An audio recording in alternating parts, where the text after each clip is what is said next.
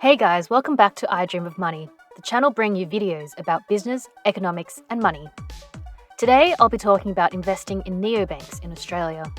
In particular, you might have seen a shocking development in the neobank space recently, with Xinja announcing the end of its banking operations shortly before Christmas 2020, yet another casualty of the pandemic.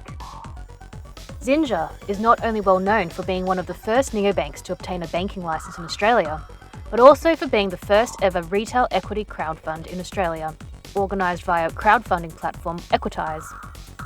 In this video, we'll take a look at what led to Xinja's downfall and consider what lessons we can learn from this. Is this a cautionary tale about neobanks' business models in general, or was Xinja's downfall specific to how it was being run? Now, before I start, I need to make a disclaimer.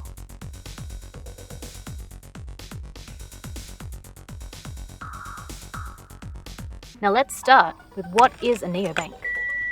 The definition is a bit murky, but in broad terms, neobanks are online-only banks, not backed by the big four bank players in Australia, such as the Commonwealth Bank, ANZ, NAB and Westpac. Neobanks usually have slick apps with useful features to help users become better at managing their money, making them attractive to millennials who are more tech-savvy. They are also able to offer competitive interest rates because they don't have the costs associated with having physical branches.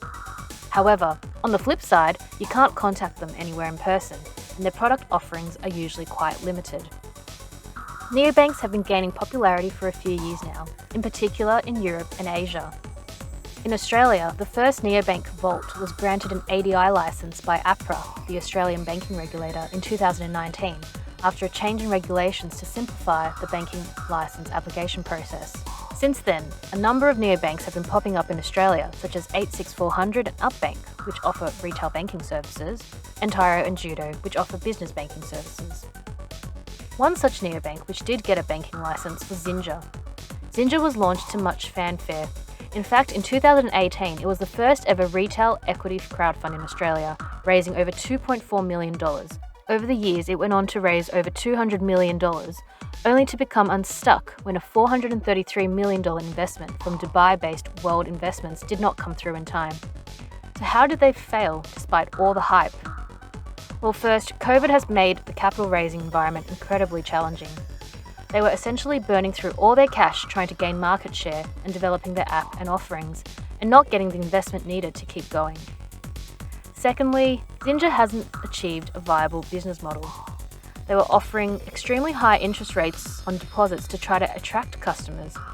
In particular, their stash account was paying well above market interest rates, and they actually had to stop accepting new stash customers a few months ago before they closed down, as the Reserve Bank's interest rate reductions meant they were bleeding too much cash.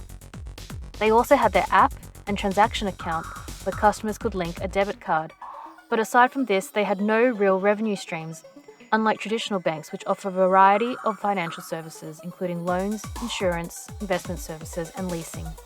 You might be wondering now, how do other neobanks compare? Well, unfortunately, the news isn't good for competitor Volt, which basically suffers from the same problem as Xinja.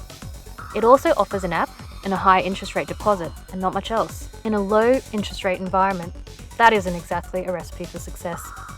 Based on this AFR article, Volt recorded a full-year loss in the 12 months to March 2020 of $40.9 million. Volt was actually planning to IPO in 2020, but had to abandon this when COVID hit.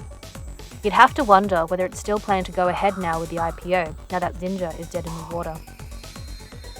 On the other hand, things might not look so bad for neobank 86400, as it actually has income from home loan products to offset all the high interest it pays on deposits.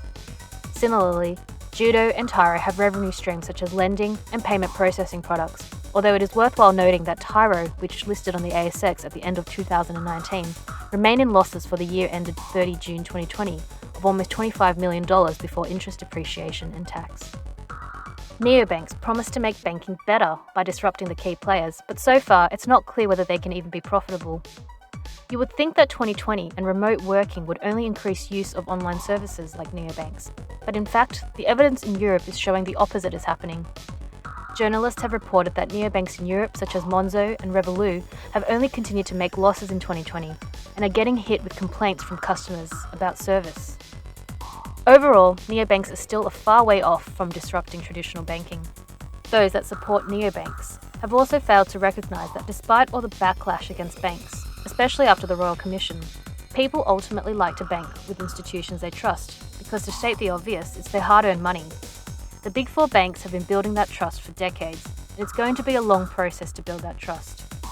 However, overall for customers, it is probably a good thing to have more competition in the market, so that the big players can lift their game and come out with better technology and apps.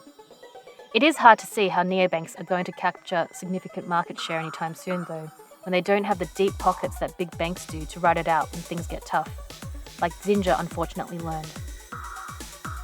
Thanks for watching this video. If you'd like to see more videos like this about business and economics and money, please remember to like and subscribe to this channel.